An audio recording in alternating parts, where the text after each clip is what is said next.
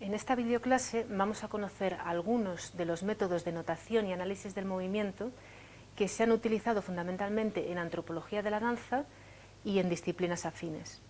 Lo primero que tendríamos que recordar es que no existe un consenso en cuanto al método de notación que hay que utilizar, un consenso general, y esto es una diferencia con otras disciplinas. Si vemos en etnomusicología, pues sí que existe un consenso en cuanto al método de notación musical, aunque luego haya debates en cuanto a si es necesario un método para un tipo de sociedad específica, para un tipo de cultura musical concreta, pero en general sí existe este consenso y este método en el cual todos coinciden.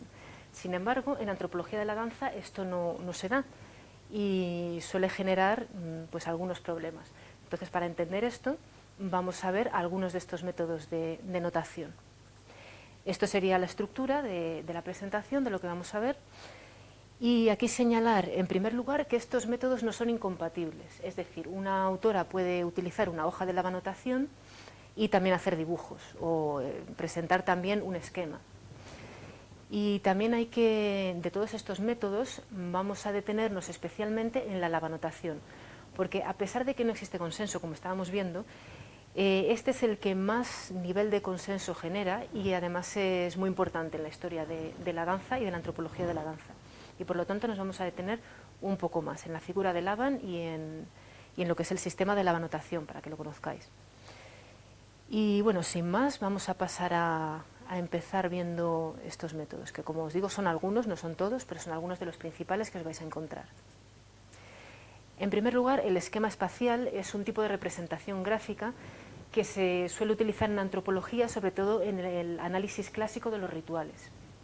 Entonces lo que se hace es pues un dibujo, digamos, un esquema en el cual se ve la disposición de los distintos actores y participantes. Aquí tenemos el ejemplo de Evans Pritchard, como representó la danza zande de la cerveza. Tendríamos dos círculos concéntricos, que son un corro de mujeres y un corro de hombres, y vemos dónde están situados los músicos y los instrumentos musicales. Este sería un tipo de representación, un esquema. Otro tipo de representación, y aquí ya nos vamos a la historia de la danza, ya son métodos de notación de pasos y movimientos corporales. En este caso nos vamos a ir al siglo XVIII y los maestros de baile europeos en aquella época necesitaban algún tipo de sistema para escribir, para transcribir los bailes que hacían, sus creaciones, y también para conocer qué tipos de bailes, qué bailes se estaban poniendo de moda en otros países europeos, para poder ellos conocerlos y para poder enseñarlos a sus alumnos.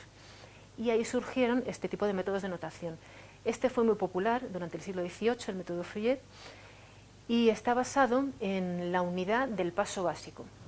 Entonces, según él, pues él dibujó 5 tipos de pasos básicos y, según esta teoría, cualquier tipo de danza se construiría sobre alguno de estos pasos básicos. Si veis, en la parte izquierda de la imagen podéis encontrar estos pasos básicos y cómo sobre ellos se van dibujando líneas y otro tipo de símbolos que significan, pues, por ejemplo, saltos, movimientos de cabeza, movimientos de rodilla. Cada uno de esos rasgos significa uno de estos movimientos. En la parte derecha de la imagen podéis ver cómo estaría representado un baile, en este caso es un minueto bailado, y lo que vemos sería lo que dibujarían los pies sobre el suelo en su desplazamiento. Y bien, en este caso, como vemos, la base sería el paso, y más adelante esto se va a modificar. A partir del siglo XIX empieza a cambiar el tipo de bailes que se ponen de moda y este método ya no es tan útil, cae en desuso y empiezan a aparecer otros. Ahora vamos a dar un salto en el tiempo, nos situamos en finales del siglo XIX, principios del siglo XX, y vamos a conocer a Rudolf van Laban, que, como decía, es un protagonista muy importante en esta historia que estamos viendo. Bien, Laban pues pertenecía a una familia aristocrática austrohúngara y viajó a París para estudiar escultura. Posteriormente fue a Múnich y allí su objetivo era experimentar sobre las relaciones entre movimiento y espacio. Y para sus investigaciones funda una escuela, que es la Escuela de Arte Cooperativa Individual, donde va a recibir pues a personajes tan importantes como Mary Wigman, que es una de las pioneras de la danza moderna alemana. Bien, en 1928 publica en Viena su obra Kinetografía Laban. donde ya promulga su filosofía, que consiste en lo siguiente. Él dice que hay que retornar al movimiento natural, a los ritmos originarios del ser humano en contacto con la naturaleza, para reformar el ser. Por lo tanto, se trata no solo de danza, sino de un proyecto político, de transformación social. Y esta va a ser la filosofía de la danza moderna, del movimiento de danza moderna, que es de esta época. Esto es muy interesante para nosotros porque para buscar esos movimientos naturales, esos ritmos originales, van a buscar inspiración en las sociedades que fueron colonizadas y en sus bailes. Y de esta manera van a acabar interesándose por la antropología al documentar estas danzas, o van a acabar derivando en la antropología. Y de hecho, el movimiento de la danza moderna y el surgimiento de la antropología de la danza están estrechamente interconectados por esto mismo. Y algunas de las personas, de las investigadoras e investigadores, que están en el origen de uno, también están en el origen de otro. A veces son los mismos protagonistas. Bien, otra de las preocupaciones de Laban es la precisión en la definición del movimiento. Esto le va a llevar a desarrollar un método que es muy preciso, muy detallista en cuanto a cómo es el movimiento de cada una de las partes del cuerpo, y también por eso se va a convertir en un método muy riguroso de referencia para la gente que trabaja en danza. En Alemania colaboró con el régimen nazi durante una época, fue por ejemplo el director del teatro oficial y también de algunas compañías de danza, y posteriormente cayó en desgracia y tuvo que exiliarse. Entonces va a Nueva York, donde va a publicar Effort, que es un libro donde trata de matizar algunos de sus resultados de la kinetografía, lo veremos posteriormente, y después viaja a Nueva York y en 1954 edita, es decir, ya amplía, y ya lo que hace es revisar este texto de kinetografía y publica su obra Laban Notation or Kinetography Laban. Esta ya va a ser la obra que va a circular por todo el mundo, donde acuña conceptos como el de kinesfera. Aquí tenemos un ejemplo en la imagen de la esquina derecha, arriba. La kinesfera sería el espacio invisible en el cual los miembros del cuerpo se pueden mover desde una posición estática y que puede adquirir distintas formas según el tipo de danza o según la coreografía de la que estemos hablando. Él habla de la coreología o sintaxis del movimiento, que también llama ciencia de los círculos. Para él, la coreología consiste en describir cómo el cuerpo dibuja círculos en el espacio. Por todo esto por estas ideas va a ser criticado posteriormente, porque se le dice que es etnocéntrico, que esto incluye un prejuicio etnocéntrico. Por ejemplo, Ikegami es uno de sus críticos, porque hay danzas de algunas sociedades en las cuales o no hay desplazamiento en el espacio, pensemos en movimientos como vibraciones, ondulaciones, o puede que ese desplazamiento en el espacio no responda exactamente a la forma de círculos. Bueno, son el tipo de críticas que se le han hecho a Laban. Ahora vamos a ver una hoja de Laban-notación, para que os hagáis una idea si nunca habéis visto una, que por lo menos tengáis una imagen gráfica de cómo es. En la parte izquierda de la imagen podéis ver cuáles son los símbolos básicos, y en la parte de la derecha podéis ver un ejemplo de Laban-notación de transcripción de un movimiento, que ahora vamos a ver. Este método, el método de la Laban-notación, está pensado para cualquier tipo de movimiento, no solamente para la notación de danza, y de hecho ha sido utilizado por otras disciplinas como la ergonomía. Bien, si vamos a la parte izquierda de la imagen, podemos ver que cada parte del cuerpo, ahora ya la base es la figura humana, ya no es el paso como veíamos antes. Cada parte del cuerpo tiene un símbolo concreto, además se indica cuál es la dirección del movimiento, se indica cuál es el nivel, si el movimiento se sitúa en un nivel alto, medio o bajo, se indica también cuál es la duración del movimiento, y este tipo de notación se hace una transcripción en vertical, de tal manera que si vamos a la parte derecha de la imagen, se leería desde abajo hacia arriba. Esto es una transcripción de un salto natural, un movimiento.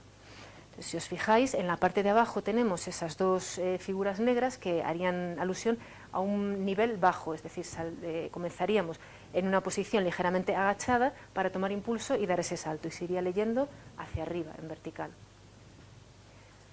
Otro método de notación sería el método Benes, que fue creado por Johann y Rudolf Benes en los años 40 en Inglaterra, y la base también es la figura humana, pero esta vez es la figura humana de espaldas, y está basado en 5 líneas paralelas. En este caso, este método no está pensado para cualquier tipo de movimiento, sino que, al menos originalmente, está pensado para la notación del ballet. de la danza clásica. Entonces hay estas 5 líneas que serían los distintos niveles del cuerpo. La línea de abajo sería la base de los pies, a continuación irían las rodillas, la cintura, los hombros y por último la coronilla. Si os dais cuenta, tiene la misma forma que un pentagrama musical. Está pensado precisamente para que sea útil y práctico en este sentido, que la coreografía esté notada de tal manera que se puede presentar en paralelo con la partitura musical. Tiene otra ventaja respecto al método Laban, y es que no hay que notar nada cuando no hay un movimiento nuevo. Aquí tenéis algunos ejemplos de cómo se representaría un cuerpo humano, una persona sentada de pie, de frente, una persona caminando o dando una patada a un balón. Os hacéis una idea de cómo es esta representación gráfica. Bien, Laban más adelante, en su trayectoria, se dio cuenta de que uno de los problemas que tenía la Laban-notación es que no precisaba las diferencias entre dos movimientos que sean mecánicamente iguales, pero que tengan una calidad de movimiento diferente y que tengan un significado diferente. De tal manera que por ello creó otro método que es el effort shape, que lo que hace es, digamos, complementar a la Laban-notación. A través de una serie de categorías lo que hace es indicar cuál es la calidad del movimiento, buscando una serie de criterios. Aquí tenemos un ejemplo de Bartenív, donde hace una comparación entre la danza de los matachines y la danza de los bailarines ciervo.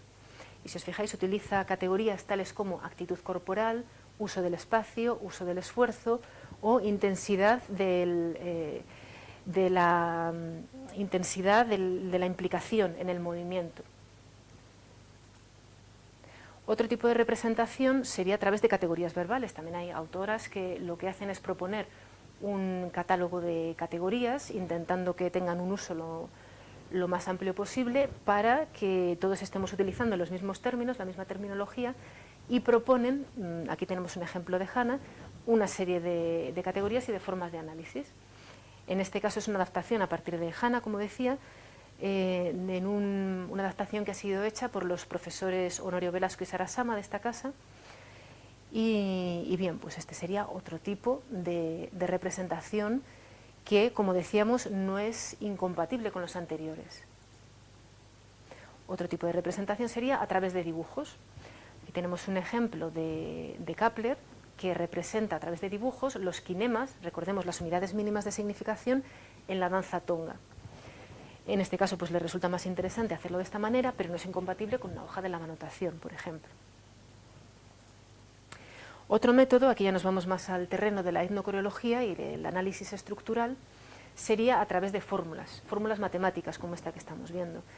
Esto es un ejemplo de las danzas húngaras tomado de Martin y Pesovar, y la lógica en la que se basan es que hay patrones que se van repitiendo a lo largo de una coreografía con una lógica determinada. Entonces esa lógica se puede representar a través de una fórmula estructural. Esto sería una representación gráfica de una danza. Y dentro de esa misma línea, en el grupo de estudios en etnocoreología, lo que están haciendo es investigar cómo se pueden aprovechar los últimos adelantos en las tecnologías de captación del movimiento para notar, analizar y describir los movimientos a través de software. Y ya para terminar, pues desde que existen los registros fílmicos, también tenemos películas de danza donde podemos pues ver a través de una película cómo es ese movimiento. Y aquí lo que es importante es que a partir de la crisis de la antropología, a partir de los años 60-70, lo que hay es un replanteamiento de qué es exactamente lo que estamos viendo en esa película. En un primer momento se entendía que era pues un documento, era simplemente documentar unas danzas, se entendía desde un punto de vista neutro, y posteriormente va a haber una reflexión sobre qué es exactamente eso que estamos mostrando, qué es exactamente eso que estamos representando. Y se pasa de la idea del documento, de la mera documentación, a la idea del discurso, el discurso audiovisual, con todo lo que ello implica y ya con una mirada de autor, quién es el que está o la que está grabando, cómo, por qué y qué es lo que todo ello implica, ese discurso que nos está mostrando. Si os interesa este campo de la antropología audiovisual, tenemos en el departamento, en esta casa en la UNED, profesores que se dedican a esta rama y que ofrecen formación, como por ejemplo la profesora Sara Sama. Si os interesa, pues podéis también informaros y formaros en esta disciplina. Y bien, con este consejo concluimos esta videoclase, que espero que os haya sido útil para haceros una idea general de los principales métodos de notación y análisis del movimiento en antropología de la danza.